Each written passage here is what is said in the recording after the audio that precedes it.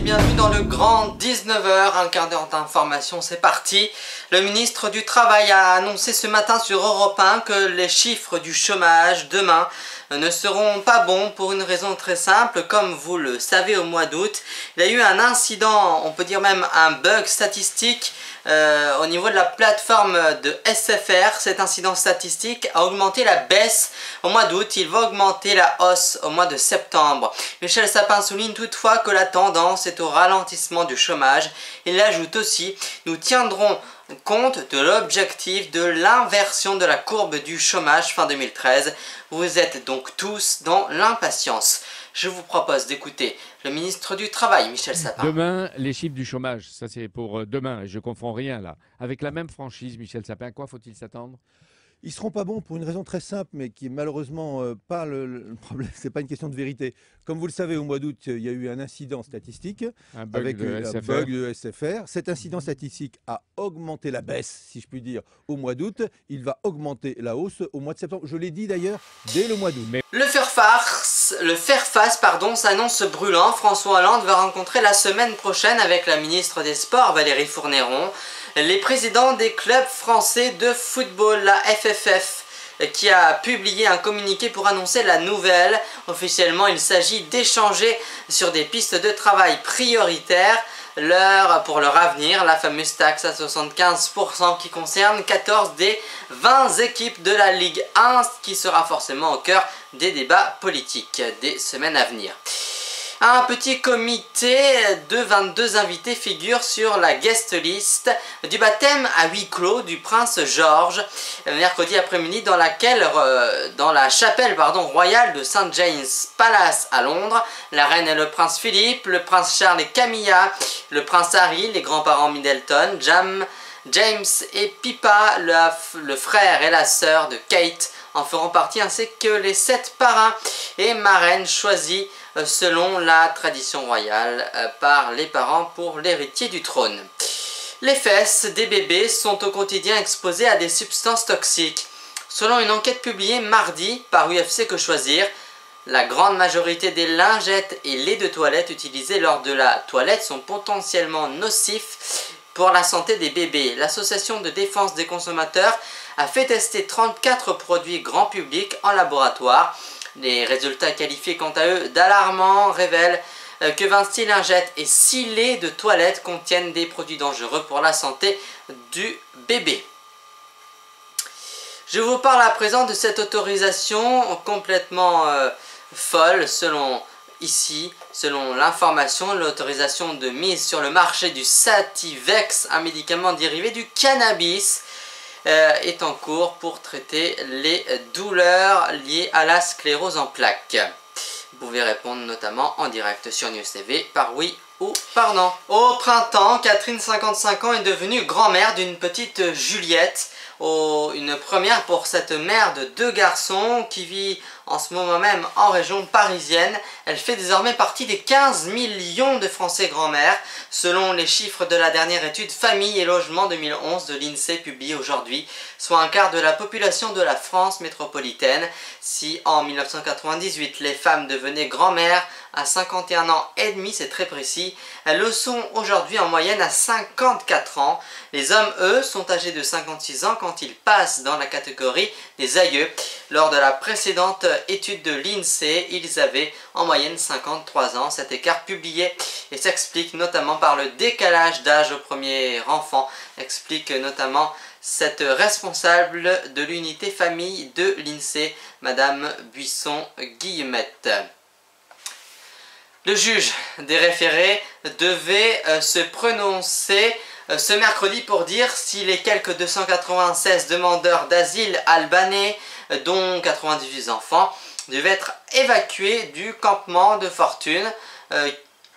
Pourquoi? Parce qu'ils avaient été trouvés sous un pont, de la gare de la Perrache, à quelques centaines de mètres Lors de l'audience du 16 octobre dernier, le juge Gérard Gaucher avait souligné la dangerosité, l'insalubrité et l'indignité du campement du pont Kitchener, où le respect et la dignité des personnes ne sont absolument pas assurés. Quelques jours auparavant, le 11 octobre dernier, le juge Gérard Gaucher s'était rendu dans ce camp sous le pont de Kitchener donc, pour évaluer donc, cette demande d'expulsion et les conditions de vie de ces demandeurs d'asile laissés sans toit et quasiment sans vie.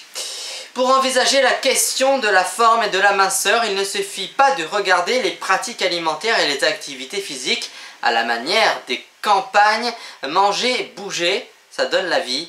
Il faut aussi prendre en compte la question notamment des représentations du corps. Thibaut de Saint-Paul, sociologue de l'ENS de Cachan, avec la collaboration de Delphine Ribenaud de l'ENSAE, s'est donc appuyé sur les résultats d'une enquête sociale internationale réalisée en 2007 dans 13 pays français et européens, notamment pour analyser les variations des idéaux corporels entre l'homme et la femme et entre pays. Il les comparait ainsi ensuite aux corpulences réelles de leurs habitations et donc de leurs habitants. Un sujet qui touche plus de la moitié de la population, la pauvreté gagne du terrain en France. Tel est l'enseignement de l'enquête sur l'état de la pauvreté en France publiée récemment par l'Observatoire des inégalités. Depuis le milieu des années 2000, le nombre de personnes pauvres n'a cessé d'augmenter, atteignant 8,8 millions en 2011, plus de 14% des pauvres en France. Je vous propose à présent de regarder ce détail en images préparées par la rédaction du Figaro.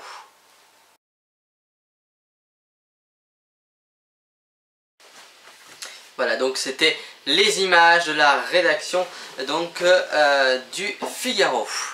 Après plusieurs rebondissements depuis la disparition de Fiona, la petite fillette, le 12 mai dernier, l'affaire a pris mardi un nouveau tournant. Donc hier, le procureur de la République à Clermont-Ferrand, Pierre Sénès, a indiqué mardi dans l'après-midi que Cécile Bourgeon, la mère de la fillette de 5 ans, était désormais mise en examen pour coup mortel aggravé. Jusqu'à là, elle était mise en cause pour 4 délits de non-assistance à personne en danger et recel de cadavres. Cette requalification de sa mise en examen la rend désormais passible de la cour d'assises, au même titre que son compagnon Berkan Maklouf, lui aussi mis en examen pour cette qualification criminelle.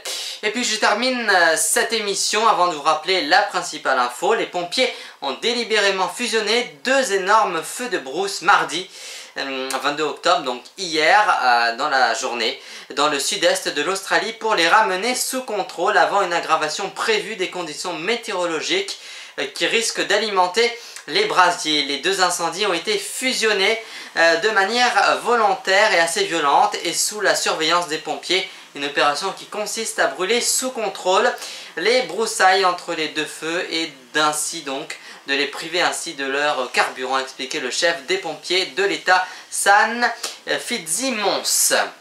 Voilà, je vous rappelle la principale information que nous avons détaillée ici même.